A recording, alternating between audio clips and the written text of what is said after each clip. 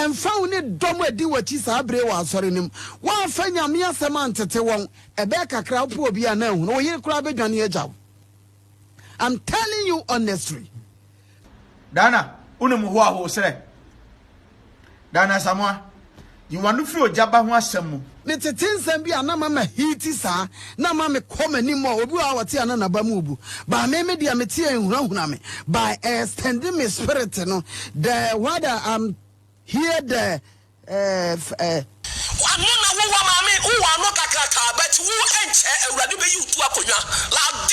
only Christ is kissing my mouth and I available my mouth to kiss Christ.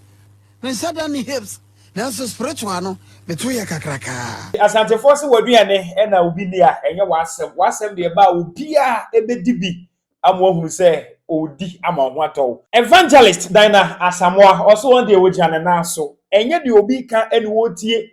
mopa momfa ne to ensre no ne hips a eni ho ene ne sen ene nano ono de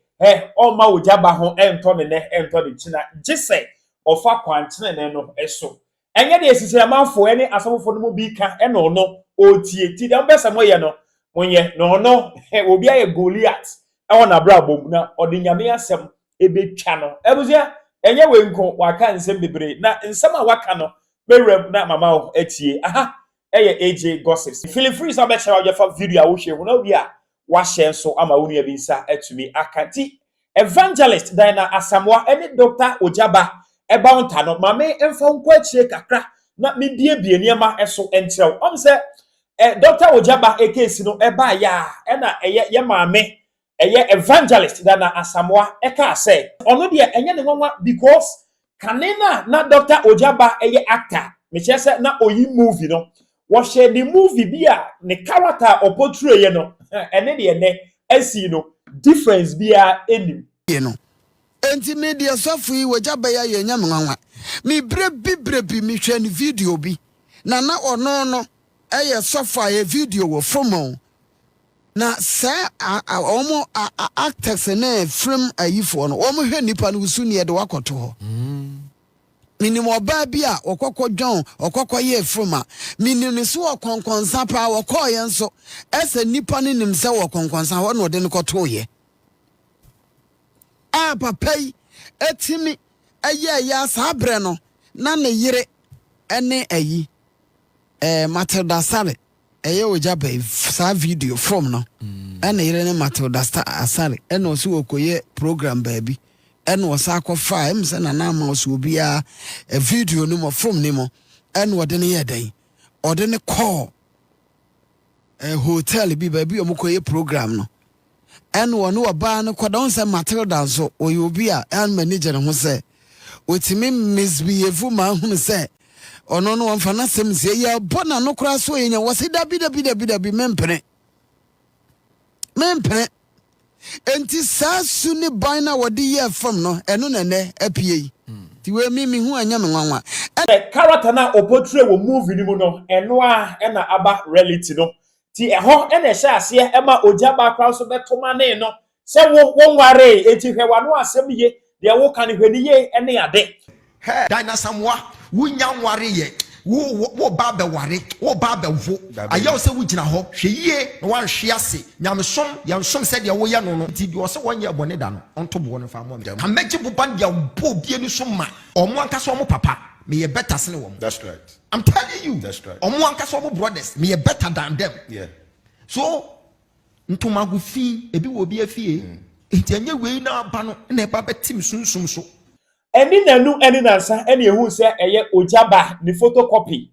ni photocopy yani ye ni se oye ni nua so ye na asore ba so ye ne so foketwa so ne so fopanyini enso ebe send the message ede ma ya maame Dina Asamoah wo Dina Asamoah u be ka Ogyaba ho asem Dana Unauthorized ho sere Dina Asamoah you want to feel Ogyaba ho asem wo see a friend evangelist obetimi a kire yen so ba ko a wo odi na konya mfie wo Dina Asamoah me be hyem kom ka kire wo se ube se wo carry agina na nyoma ye yema wa kopa Cecilia Marfo cho wa hantane wo gwanti Unya wajin so be kwa pacho. Ti asem ni ye. Dana, you are no free Ogyaba asem. Yan soma o. Ya prophet no. Uye ne den kwa or the state seer or the state prophet. Inti Dana Asamoah unim yuhoa ho sere. Na de ayem yane se asofo bi a omu nim hwe esu kasa. So ubetimi aka kira mi se nsa tie nyina eyepe. Wo sofo na wo ko Ogyaba asem unya bone da. Wo sofo na Ogyaba asem aba wo ka bi se yensi na bom kono yenya ne den wo sofo wa sori dem ho woni me ma eni nkrofo kunu twempana sofo wa sori dem ho wa sori dem ho wo elder woni me ma woni o mo twempana wa sori dem ho mudi agura nsama e be ka wo kurom ha no ye bebu bodin a kire nsam mu muti de ayeka no munja Ogyaba no ne nyame ndele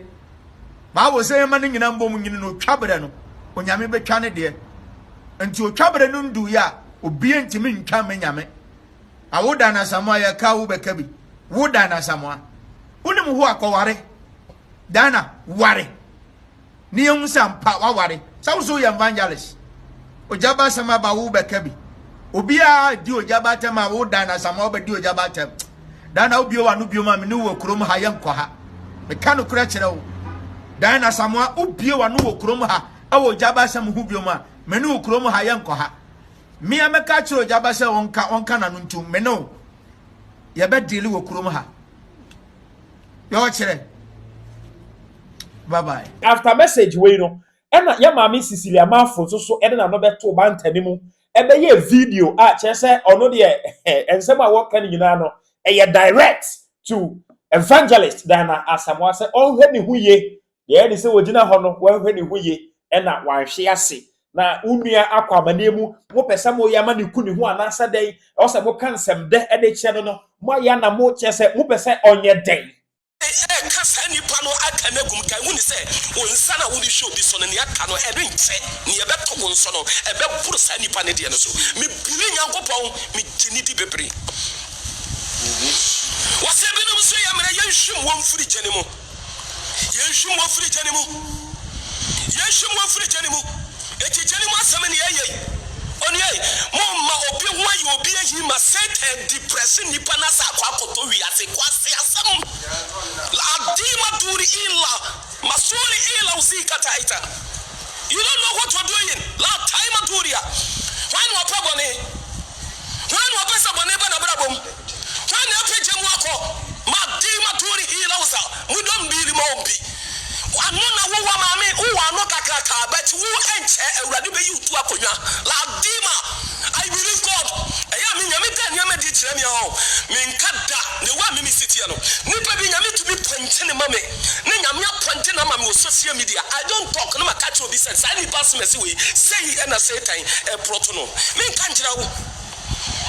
esense si nyamba TikTok isu a eya ya me Nyankopon ni tumi ne na ho odene no enye dwuma ye ni enim no ne ya ho odene na ye firi si ya ho odene no so no eno an ye be fa se ye but ye gye Nyankopon ye gye Nyankopon David boni be na David anye me ka so bi kwa boni David be boni be na wanye ewrade hu ni se David wo to wonum krofo yire wo fo mo ewrade hu ni se David no so ye boni ana beti nyine mu se ewrade de chen David a kan hu ni se wontumi nku obi kun enye dai emma no wase mo mi aso ne yakọ nyame asam kura wo kura wo je nyame di ye wo nkwa pontin ko kan nyame asam da wo ko kan nyame asam nkyire wo bi da wo nyina pontin se wo kan nyame asam akire wo bi da wo ko fa bible se wo gyina pontin se wo kan nyame asam na mfifire bi ate wo da na nso so platform yi so Nyankopon ko de bra yuomfo yi etrum no bia wo di twa nkrofo wo nyame to so wo hwe wo se oni obi wa pam wa sa pam no Obebusa se Dr. Ogyaba de ayonkofa be ne da one eye ye maame Cecilia Marfo entem ayonkofa dem papa ayonkofa edem enyina ene se okopie mu last year e wona sorry e ma se fire ogya osofo fire ogya kra so kopie mu ho e ma ka che bi ene sika bi kra e koso e wo eye Dr. Ogyaba asori awurade tra wo sioma wo mi school kase wo wi ase nyina a new Pedosa, a new one.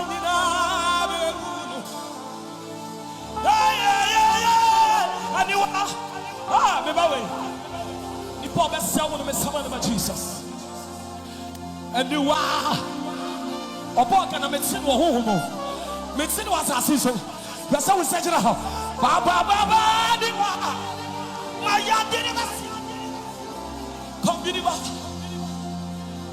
me call baby. A branch celebrating a me that say me can't know where you mix in through her. Asamoah me catch and say a branch who can say sa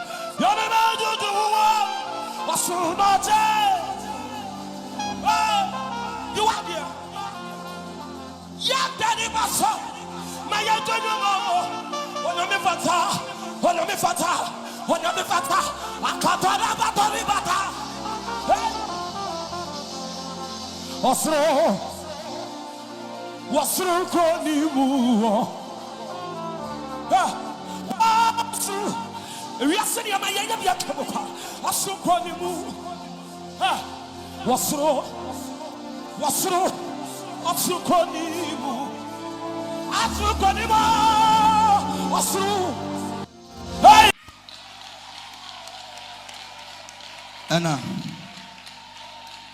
fire Oja. Also, be man say, be man 10,000, 100 million. Ewaha, fable. She, Ayahuya.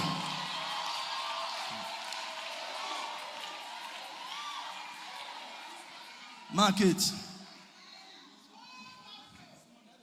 After eno krampono, ya mama Cecilia Marfo Eiii program. Fire Oja, any doctor Oja be yai. Esa ekopie mu achese na ne sika omutugu ne so no enye asem kuma enti se na asem aba ontimi nka se onka bi ma no ewo se wo ye den oka bi e de ema no na bibia eye kama kama enti so wo se back and forth bi ekoso ye ma me evangelist na Asamoah ebe to mane eye Cecilia Marfo ebe to mane Dr. Ogyaba na odo so bibia ba na ne hu nipa bi so e de bi mane eye evangelist dan Asamoah kwanya efa so a ehya ase eno no na ena evangelist dan Asamoah ese ono de onzro obia o na ono nsem bi se na wotete ya na ehye ne den na aginja no se o chese onyama ne muro so because the fact say oni to no entrese mo kana on kana no tu on de obekoso akasa we eye part 1 onti ase yesum nyame ba asakora ono no edom nye dom ma no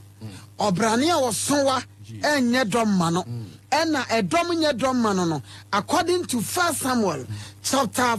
14 verses no ebra na Jonathan ekwa no na nakoa na odi na chinse papa nipa 600 na no wo mokoko wonko abetimi wosi jai na dom nye dom ma urade nyame na me kokko eye urade a wotimi mu osi mankuma mamu nsuro na mo adi wiase so nkonim de otimo mu no osesene de wo wiase me nsuro bibia wiase because of the word of God. I want me inside no. Because of the word of God in my stomach and in my heart and in my inside body and in my mind, I don't fear. I don't fear any demonic, any principality, any wicked and darkness spirit, any wizards. I don't fear. Uhumisano, misadia, misadani hips. Now so spiritual no, betuya kakraka. Purua.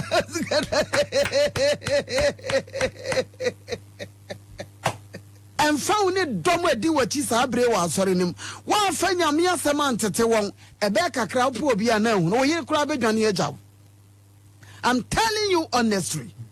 me tetinsem bi ana mama hiti sa na mama come anymore obi a wate ana na ba mu obu ba me dia me tie ehunahuna me by extending my spirit no the what I'm here the pity nothing worse that nothing worse is extending me to front goal. Sametin sensembi say ya a shimin cran na mama was na me come in sa and no mama come and he's pushing me the road front road. Metin sam is a piame adimi come in Patu no ana oche mu say me dia mudi benyame a eye mano ene me se ai ene me hip samini na me mano no so no me fan kisi nipa o because me kisi nipa lips gloss or say lips shine ade ebeye ye mano me fan kisi nipa o na mo me di kisi Yesu Kristo ti mano na hu ni sa no se no ena mo ka ho asem mo de tutia me e de ya me mfa ho emu obi emu abomfia keka nsem nu nkyira oda saafo no mu nim baabrum na me ba ye kra ya bo me ampusu me na frat bottom na aka ana my teeth is you like that teeth but you can't get that teeth to your mouth kiss never I won't neglect myself to that level. Put your hands together.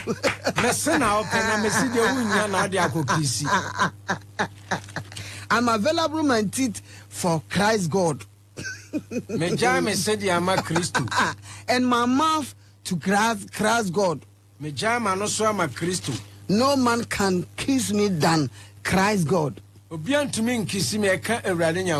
Christ is kissing me anytime and anywhere. Christo ofemano abribia ni bebibia. Because was young fancy no konkno enchecha. The only Christ is kissing my mouth, and I'm my mouth, I available my mouth to kiss Christ. Because if you available your mouth to Christ kiss, no cutis or liquid can dirty your shirt. Sir, odo anuma Kristo no kisiwa left kana left goes biamba be ye watali me wenya ase me si goria ti biama ne hoso wa mabrabom na mde nyame asem betwa ne say ten amre hu say wosokura wusa or wotokura ne to ye frat in spiritual realm. I will take the word of God to break down that Goliath in my life. First kind of spiritual. On one video dance yes we attempted that in spiritual until one started by physical. Spiritual went to me over physical. One what to me? Opa for morning in Abra. I will crush them in Jesus' name. Amen. Put your hands together for Jesus. Tete wona eka se wono ontwe akra ba akokora na wonye nyamedwuma bia na wote fa akone ade wo se wo hyase a no na oye don broadcaster a chese na ahomache wo wada no wa hyase a oye adwuma nti what are you talking about? What are you saying? Then I will pa kire ono wa hyase a waye bi ti nya de mo ka no ene wo tie abusua ye tie no. I don't fear obrane me si Goliath bia sore awo mabrabom na me di nyame asem betwa ne ti say time no ahunu sanyame otimi fo bam otimi fa bam mu etwe akra ma na ho bon sama wurade de wo fa ye free ye edwa kasiem da be me start free ayi don't broadcast me ye don't broadcast go stadium a en wodi mi kopie bu okrom that time on the entire nyame ma me kopie bu okrom unim me ko dwa kasiem abrosan so koprichi na me papa krom fotano di masefo nko a ne pamade wo nti me gira wa me ne wo kanyam sama na budo gina ay dwa kasiem street no ana budo ay boys ne se so kanyam sampa akwa we se ko kanyam sam kire no ena se akwa we o ya ketekete manyame awurade de ne be hye mensa anche ana babi a meti wo kura yi bo kwa yi stadium kola ayi ho anche na me papa enua danfo no sabra na me da cover matter disi ho na wa brese na hwan wo nyame mo wa brese na hwan e wo nyame mo wa fan so hwe be mu e wo nyame mo sene esene me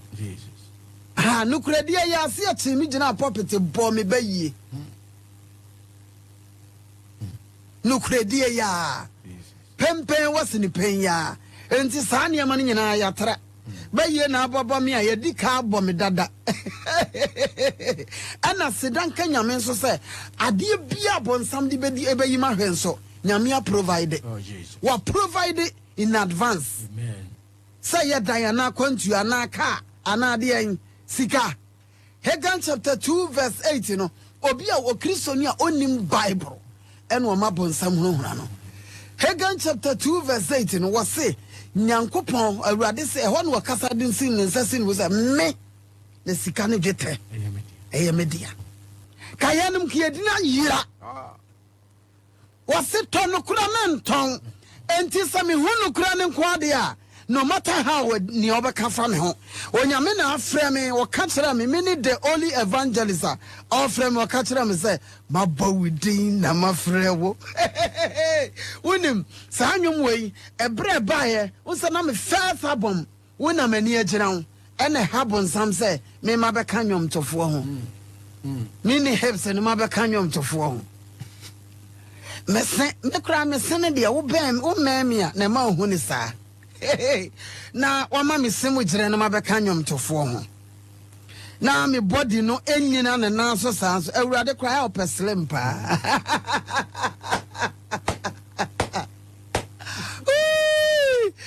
me say enya nkrofo se na bedi dia say me shape e papa me kra me hu sa me to na eye kese kakra be ne nka makwa nwom atwitwa ho e kam kirew to idie on say last year na Kevin Taylor so be so see ne so or dropping video bi anache say we atade e hye no ne niema bi a e ma Kevin Taylor kra be ye video bi fa ne ho ka say nanim ne wo hwe ana say na chi e ne wo hwe be ye sure so hu say video no say hu say video na eni Adia. God have mercy upon And then what on Facebook? What is this?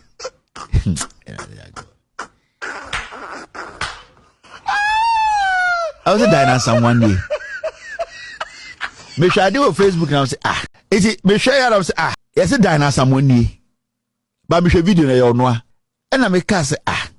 dinosaur when him na me share na say the chi na me share because I'm finding it difficult to find say the nimu wa hin and the chi wa hin and then I had diama me no. Me be say me hu say